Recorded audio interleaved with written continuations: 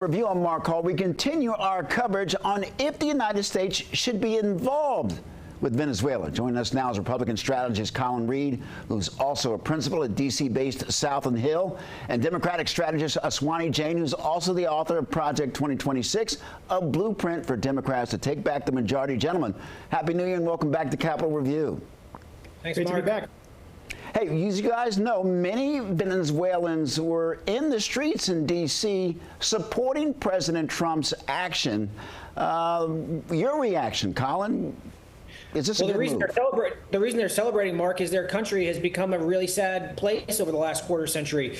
Poverty rates at 90% in places. A quarter of the population has been displaced from their homes. Basic humanitarian items like healthcare, food, electricity, it's all become out of reach. And I think it's worth noting that all happened under a socialist government for not Nicolas Maduro and Hugo Chavez before him.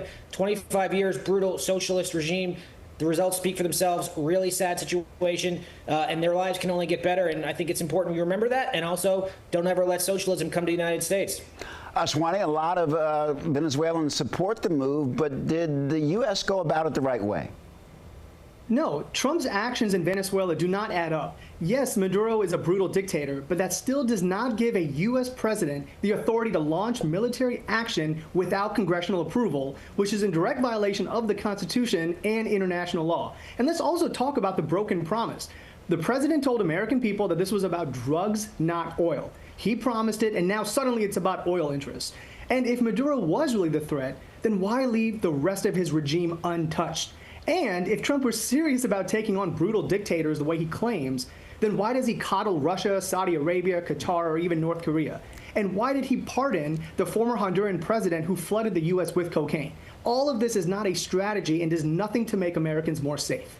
Let's stay with that, Ashwani. We did remove Maduro, but the president did pardon the former Honduras president, Juan Orlando Hernandez, who was convicted of drug trafficking.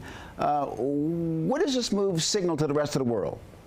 It shows that the president doesn't know what he is doing. And the question is really whether America follows the law or abandons it when it's politically convenient. The Constitution is clear. Congress authorizes war. Commander-in-chief does not mean king. And if Republicans believe otherwise, then just say you're done with constitutional limits. Because strength is not breaking the law. You need leadership. All right? Strength is telling the truth, following the Constitution, and keeping Americans safe with real strategy and not the chaos that we continually see from this president.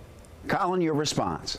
Well, for 4 long years under President Biden, America reacted to world events. Now we're shaping them. And look what happened under the previous 4 years. We had the fiasco in Afghanistan. We had war break out between Ukraine and Russia. And we had the situation, the October 7th attacks in Israel, and all the violence and death on both sides there that thankfully peace has been brought to for now under this president. Now, no longer. All these brutal dictators, they're on notice. They can be frog marched out of their homes, out of their palaces at a moment's notice. And it's really sad, I think, that the president of the United States has so many domestic opponents that we can't even for a moment say Nicolas Maduro being out of power is a good thing for his people, our people, and the world. Colin, stay with you. President talked about taking over the oil operation. How does President Putin and other leaders are looking at this? Does this open up the door for them to take similar action? Well, first of all, the United States does not need Venezuelan oil. We, under this administration, produce the most oil and gas in the world. We didn't under President Biden. Now we do. And the fact that people think we need to go to Venezuela to get other oil, that's not the real issue here.